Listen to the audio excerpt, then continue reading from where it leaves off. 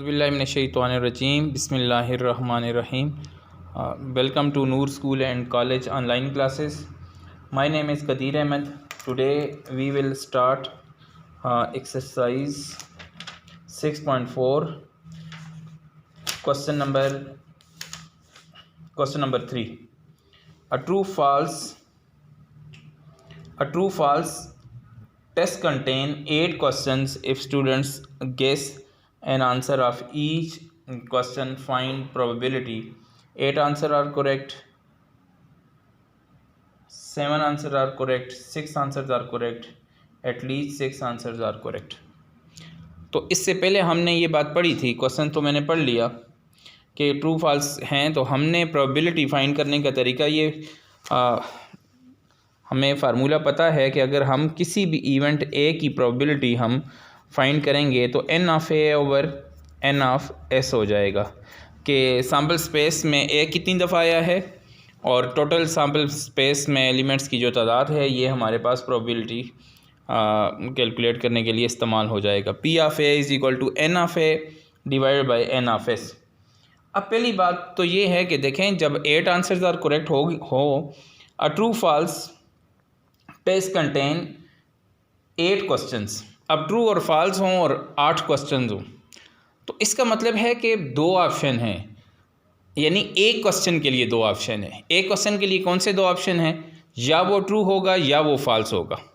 अगर मैं वैसे आपको एग्जांपल दे रहा हूँ कि अगर एक आंसर है वो ट्रू भी हो सकता है और फॉल्स हो सकता है, दूसरा क्वेश्चन है वो भी ट्रू या फॉल्स हो सकता है, 2 ऑप्शन है ना हमारे पास, तो ट्रू और फॉल्स हो सकता है।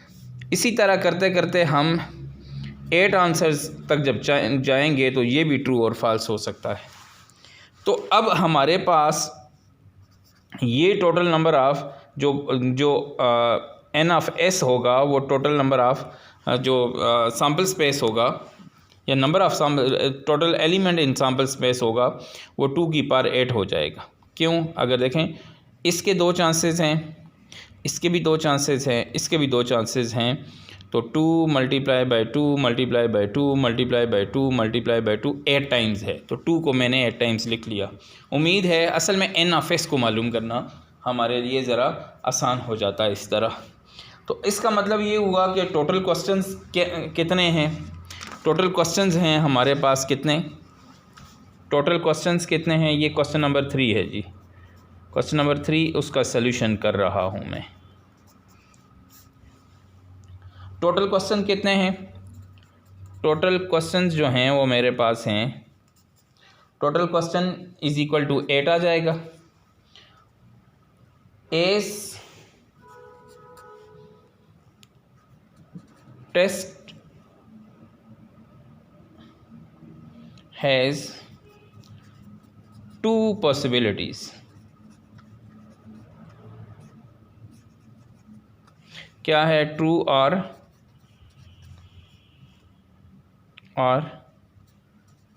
फॉल्स, या ट्रू है या फॉल्स है। देयरफॉर n ऑफ s क्या होगा? अब आप बताएं क्या होगा? तो 2 की पावर हमारे पास ये 8 हो जाएगा और ये हमारे पास आता है 2 की पावर 8 256 होगा। जैसे मैंने पीछे समझाया ना, हर क्वेश्चन में 2 पॉसिबिलिटीज़ हैं, तो 8 क्वेश्चन हैं तो 2 को 8 टाइम्स मल्टीप्लाई करना है, तो ये 2 की पावर 8 भी का मतलब भी यही है। अब उसके बाद मैं एक ही क्वेश्चन करता हूँ, बाकी आपने खुद करने हैं। A is equal to 8 answers are correct. मैं आपको रास्ता दिखा दूंगा, इंशाल्लाह आप आसानी के साथ क्वेश्चन कर लेंगे। अगर 8 आंसर्स आर करेक्ट है तो मेरे पास n ऑफ ए क्या हो जाएगा? फिर n ऑफ ए इक्वल हो जाएगा 8c8 के। 8 में से 8 ट्रू हों तो फिर कितना है? फिर मेरे पास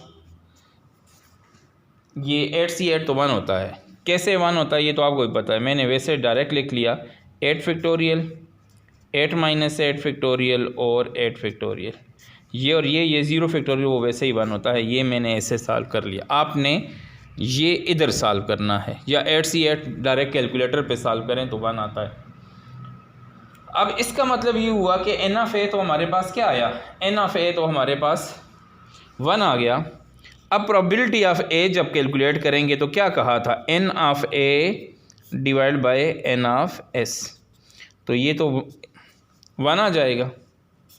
1 बाई एन ऑफ एस कितना है, 256।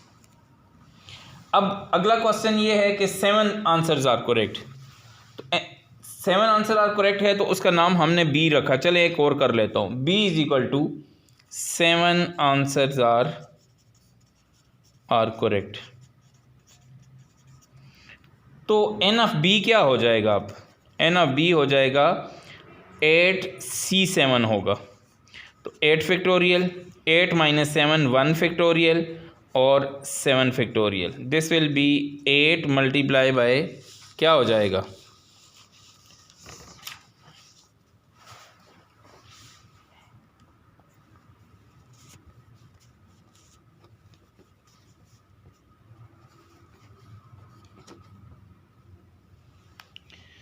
अब ठीक है 8 इंटू 7 फैक्टोरियल तक जाएंगे, डिवाइड बाई 7 फैक्टोरियल, ये कैंसिल 8 आ जाएगा। अब इसका मतलब है कि एन ऑफ बी तो 8 आया, तो प्रोबेबिलिटी ऑफ बी क्या हो जाएगा, n of B divide by n of S. N of B कितना है 8 और ये कितना है 256।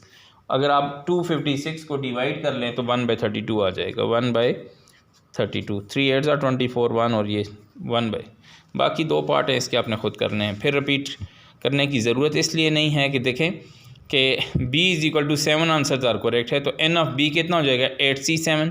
तो इसका मतलब ये हुआ कि ये हमारे पास कितना आ जाएगा 8 आ जाएगा। अब प्रोबेबिलिटी ऑफ b निकालना है, तो n ऑफ b तो आपके पास 8 आया है, तो n ऑफ s कितना है 256। कोई मसला हुआ तो ये बात मेरे साथ आपने डिस्कस भी कर लेनी है, बाकी 2 पार्ट हैं वो आपने खुद करने हैं। 6 आंसर्स आर करेक्ट, तो 8C6 हो जाएगा। एटलीस्ट 6 आंसर्स आर करेक्ट, तो एटलीस्ट में मैंने आपको बताया है कि 8C6 plus 8C7 plus 8C8, यानी कि एटलीस्ट में 6 भी ठीक हो सकते हैं, 7 भी ठीक हो सकते हैं, 8 में से 8 भी ठीक हो सकते हैं। ये आपने खुद करना है और इनको ऐड करना है, यानी कि एटलीस्ट 6 आंसर आर करेक्ट में लिखेंगे कि 8C6 plus 8C7 plus 8C8, तो ये सॉल्व कर लेना है जितना भी आता है। अब उसके बाद है क्वेश्चन नंबर 4। क्वेश्चन नंबर 4 में है 3 unbiased coin are tossed, what is the probability of obtaining number 1 all heads, तीनों हेड हों, यानी कि 3 कॉइन अगर हम यूं टॉस करते हैं ना, यूं इस तरह, तो तीनों पे हेड आ गए। फिर क्या कहता है 2 हेड्स, अगर 2 हेड्स हों तो वो क्या हमारे पास है 1 हेड आ जाएगा, एटलीस्ट 1 हेड हो और एटलीस्ट 2 हेड्स ऑल टेल्स। पहली बात तो ये है कि देखें अगर इसकी बात करें ना, मतलब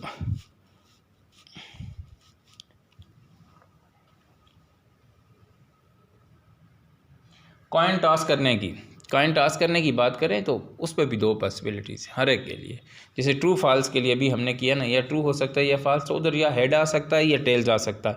तो अब उसने टॉस कर लिया, या हेड आएगा या टेल, हर एक के लिए 2 पॉसिबिलिटीज़ है, तो उसके लिए भी सेम वही वाली बात होगी। Since 3 coins are tossed up, number of coins कितने हैं 3 है, ठीक है। एन ऑफ एस कितना हो जाएगा, एन ऑफ एस 2 की पावर 3 हो जाएगा, तो ये आ जाएगा आपके पास 8, ठीक हो गया। पहला है all heads, number 1, let A is equal to all heads आ जाएगा। तो ऑल हेड्स हुए तो फिर ऐसे ही होगा, तीनों पे हेड आ जाएगा। तो अब ज़रा मेरी बात पे गौर करना, एन ऑफ ए कितना हो जाएगा, सेट में कोई एलिमेंट भी, ये याद रखना, तो एक ही दफ़ा काउंट होगा। अच्छा एच, सब में एच ही आ रहा है, एक दफ़ा आएगा, ठीक है। इसको 3 नहीं काउंट करना। ऑल हेड्स में जो हमारे पास है एन ऑफ ए वो 1 होगा। प्रोबेबिलिटी ऑफ ए क्या होगा, अब तो आपको पता है ना, n of A over n of S है। एन ऑफ ए कितना है 1/8। लेट, अब दूसरा क्वेश्चन है, अब थोड़ी थोड़ी बात और क्लियर हो जाएगी। B is equal to 2 heads. अगर 2 हेड्स हैं तो क्या क्या आ जाएंगे? यह तो HHT आ जा सकता है, और दूसरा है HTH आ सकता है, तीसरा है THH आ सकता है। तो ये 3 पॉसिबिलिटीज़ हैं हमारे पास 2 हेड्स की। ज़ाहिर है 2 इधर आ गए, इनकी जगह चेंज करने की ज़रूरत नहीं, HTH आ जाएगा या दोनों H और T इधर आ जाएगा। और हमारे पास T को ये समझे हमने जो है सॉरी H को हमने देखना है। अब N ऑफ B कितना हो जाएगा? N of B will be 3, सारे डिफरेंट हैं। तो अगर ये वाली बात समझ में ना आए ना HH वाली, तो मेरे पास 3 मतलब ये समझ लें कि मेरे पास 3 कलर हैं और तीनों येलो हैं। आप मुझसे पूछें सर आपके पास कितने कलर हैं, मेरा क्या आंसर होगा? तीनों येलो हैं, अगर क्या आंसर होगा? येलो येलो येलो 3 दफ़ा बोलूँगा, सिर्फ एक ही दफ़ा येलो बोलूँगा, एक ही कलर है मेरे पास। तो ये वाला H वाला, तब मैंने 1 लिखा। इसकी आसान एग्जांपल मेरे जहन में आ गई जो आम लाइफ में हम इस्तेमाल करते हैं। ठीक है, तो N ऑफ B जो है 3 है, तो मेरे बच्चे अब प्रोबेबिलिटी ऑफ B क्या हो जाएगा? N of B over N of S हो जाएगा। तो N ऑफ B कितना है? N ऑफ B तो आप N ऑफ B 3 है, N ऑफ S तो 8 है, ये 3/8 चांसेस हैं। अब उसके बाद है 1 हेड। तो 1 हेड वाले में आपने देखना है कि भाई कितने में 1 हेड आता है। अगर ये वाला अगर जहन में नहीं आता, तो एक बात हम 1 हेड वाले में अगर आप देखें ना, कि तीसरी बात ये है कि लेट सी 1 हेड, तो C is equal to 1 head आ जाए। अगर 1 हेड आता है तो बाकी 2 बोलें टेल्स होंगी ना, ऐसे ही है। 1 हेड आया तो बाकी 2 टेल्स होंगी। तो फिर या तो HTT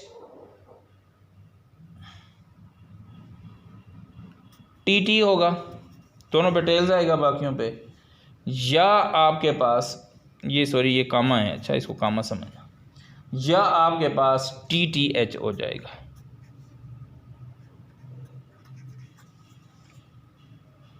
जब 1 हेड हुआ तो हमारे पास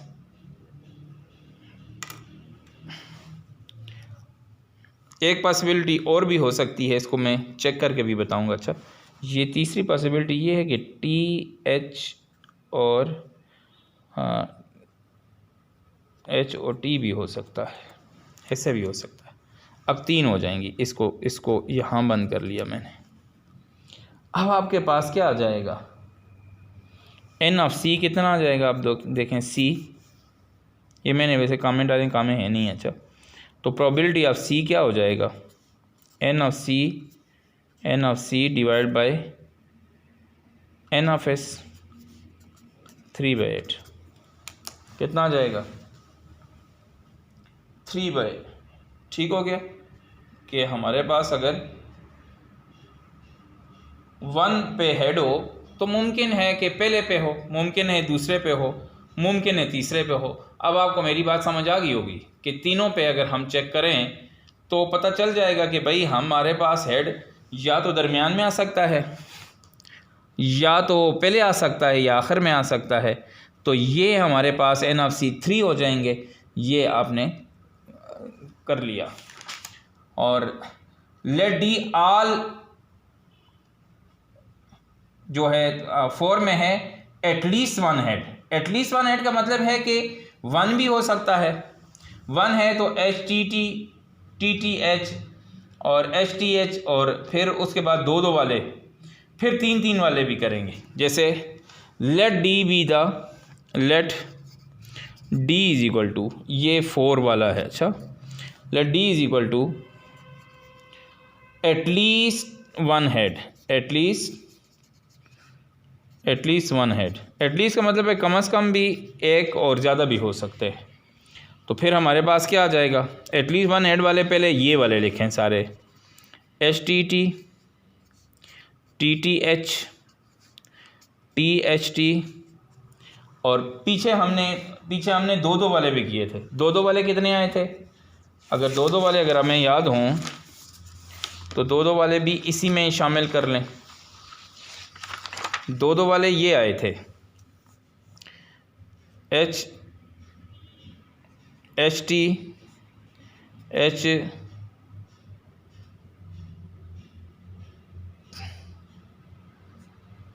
अच्छा एटलीस्ट 1 हेड है तो मैंने 1 टेल वाला लिख लिया। तो 2 टेल्स वाले भी हम लिख सकते हैं। ये आ गया हमारे पास 1 हेड आ गया। तो अगर एटलीस्ट 1 हेड आता है तो 1 हेड वाले में हमने ये लिख लिया। तो 2 हेड वाला है, सही है, सही लिख रहा था। तो अगर 2 हेड हो तो फिर क्या हो जाएगा? एच टी एच और टी एच एच, 1 2 3 4 और तीनों आ गए तो एच एच एच और ये आ जाएंगे। तो अब आपके पास एन ऑफ डी कितना आता है? आप काउंट करें ना। या अल्लाह, मैं क्या कर रहा हूँ? कैमरा किधर, मैं किधर? ये आ जाएगा। तो अब आपके पास देखें कितने आ गए। ये एन ऑफ डी जो है वो आपके पास 7 है, प्रोबेबिलिटी ऑफ डी। फिर मैं दोबारा रिपीट करता हूँ थोड़ा सा, हम उससे कैमरा पे मैं असल में क्वेश्चन में गुम हो गया। एन ऑफ एस आ जाएगा। तो एन ऑफ डी कितना है? एन ऑफ डी हमारे पास है जी भाई 7। एन ऑफ डी अगर 7 है तो एन ऑफ एस कितना है? वो 8 है। दोबारा देखें, एटलीस्ट 1 हेड में H T T T T H T H T, और इसका मतलब है कि 2 हेड भी हो सकते हैं, एच एच टी एच और टी एच एच और एक दफ़ा तीनों एच। अब ये बात भी हमने कर ली, तो प्रोबेबिलिटी भी निकाल दी हमने। और एटलीस्ट 2 हेड, तो ये अब पहले हमने एटलीस्ट 2 हेड वाला कर लिया, ठीक है। एटलीस्ट 1 हेड वाला है, एटलीस्ट 2 हेड वाला। एटलीस्ट 2 हेड वाले में 1 वाला निकल जाएगा, 2 हेड वाले में 4 हो जाएंगे। ये आपके छोड़ता हूँ। ऑल टेल्स का मतलब है कि सिर्फ टी तीनों पे टेल्स आ जाएगा, तीनों कॉइन पे टेल्स आ गया तो फिर वो सिर्फ 1 रह जाएगा। ये भी आपने खुद करना है, ठीक है। तो नेक्स्ट क्वेश्चन की तरफ आगे बढ़ते हैं।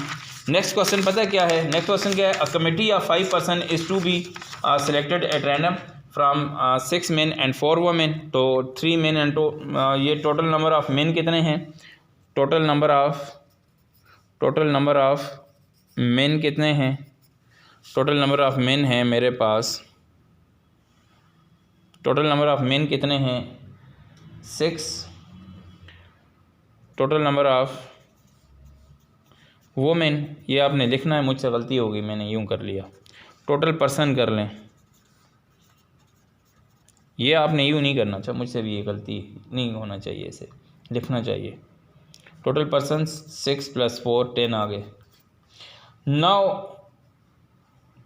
टोटल नंबर ऑफ कमेटीज़ कितनी हो जाएंगी? Total number of committees, total number of committee,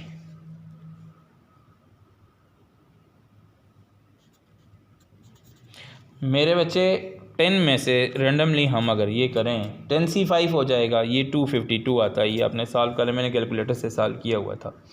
तो इसका मतलब ये है कि एन ऑफ एस हमारे पास 252 आ जाएगा। अब उनमें से हमने कहा है when 3 men and 2 men women are selected and random. एक मैं करता हूँ, एक आपने खुद करना है। When 3 men and 2 women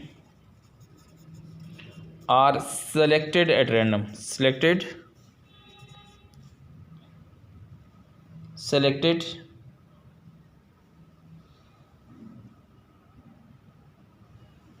then क्या हो जाएगा? देखें 3 मेन है तो मेन कितने में से करने हैं? 6 में से, 6C3 और मल्टीप्लाई बाय कितना? 4 में से। फिर जाहिर अगर 3 ये हैं तो 2 वो मेन होंगी, तब 5 पूरे हो जाएंगे। तो इनको अगर आप सॉल्व कर लें तो दिस विल बी 20। ये मैंने कैलकुलेटर पे सॉल्व किया और इसको भी मैं सॉल्व करता हूँ, ये 6 आ जाएगा तो ये 120 आ जाएगा। तो इसको कर लें, let A be the event, let A be the event which has 3 men and 2 women। women अगर हमारे पास ये आ जाएंगी तो n ऑफ a जो है वो मेरे पास 120 हो जाएगा। प्रोबेबिलिटी ऑफ a क्या हो जाएगा, n of a divide by n of s कितना हो जाएगा, तो n ऑफ a 120 है और ये 252 है। तो अब इनको अगर आप सॉल्व कर लें, दिस विल बी 10/21 आ जाएगा। कितना आ जाएगा, 10/21। दूसरा क्वेश्चन आपने ख़ुद सॉल्व करना है, 2 मेन और 3 वुमेन, तो 6c2 हो जाएगा मल्टीप्लाई बाय 4c3 हो जाएगा। तो ये इसको आपने ख़ुद सॉल्व करना है। अब ज़रा मेरी बात को सुनेंगे कि देखें हमने आज जो पढ़ा, तो हमने जो पढ़ा ये कि भाई अगर क्वेश्चन है, डिस्कशन की बात है यहाँ पे कि भाई अगर 8 क्वेश्चन कोई पूछता है तो उसमें कितनी पॉसिबिलिटीज़ हैं, तो हर क्वेश्चन के लिए 2 पॉसिबिलिटीज़ हैं, या वो ट्रू है या वो फॉल्स है। फिर अगले क्वेश्चन में भी या ट्रू है या फॉल्स है। तो according to fundamental principle of counting हमने क्या किया था, नंबर ऑफ़ पॉसिबिलिटीज़ में क्या किया था, 2 मल्टीप्लाई बाई 2 8 टाइम्स मल्टीप्लाई हुआ, तो इसका मतलब है कि देयर विल बी 2 की power 8 chances for that 8 questions. Similarly अगर उसके बाद हमने कहा कि हेड और टेल्स वाला क्वेश्चन है, तो देखें जब क्रिकेट मैच होता है तो जब कॉइन को टॉस किया जाता है तो या हेड बोला जाता है या टेल्स बोला जाता है। इसका मतलब ये हुआ कि वहाँ भी हमारे पास 2 पॉसिबिलिटीज़ हैं। अगर 2 पॉसिबिलिटीज़ हैं तो फिर इसका मतलब है कि ट्रू फॉल्स वाले में और इसमें सेम कंडीशन है। एटलीस्ट वाले क्वेश्चन में आपने ये बात करनी है कि अब हमेशा क्वेश्चन को नंबर वन पहले है, हमने एन ऑफ एस मालूम करना है। एन ऑफ एस मालूम करने के बाद दूसरा हमारा जो मेन काज होगा वो अगर let A be the event है जिसमें हमारे पास फ़र्ज़ कर लें कि तीनों हेड आते हैं, तो हमने ये चेक करना है अगर तीनों हेड आते हैं तो उसका मतलब ये हुआ कि ये तो एक ही पॉसिबिलिटी हो सकती है। और उसमें भी हमने ये जैसे हमने एच तीनों लिखे, वो डाट नहीं डालने। अच्छा, वो जो मैंने वीडियो में डाल दिए वो तीनों में डाट नहीं है, वो एच एक मतलब वो है हमारे पास इवेंट है। एच में इसका मतलब है कि एक ही दफ़ा आ सकता है। तीनों पे एच है तो ऐसा इवेंट सिर्फ एक हो सकता है। तो एन ऑफ ए जो है वो आपके पास 1 हो जाएगा। प्रोबेबिलिटी मालूम करनी है तो 1/8 हो जाएगा, उसका एक ही चांस है 8 में से, यानी उसका सिर्फ एक चांस ऐसा होगा।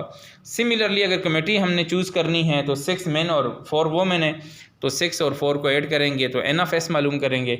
और नंबर ऑफ़ कमेटीज़ के लिए अगर हमने 3 वोमेन है तो 6 मेन है तो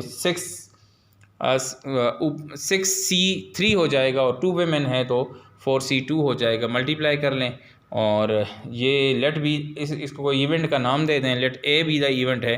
तो होमवर्क आपका ये है कि आपने 5वें का सेकंड पार्ट करना है, 5 का सेकंड पार्ट आपको इस क्वेश्चन में है, सेकंड पार्ट ये आपने करना है।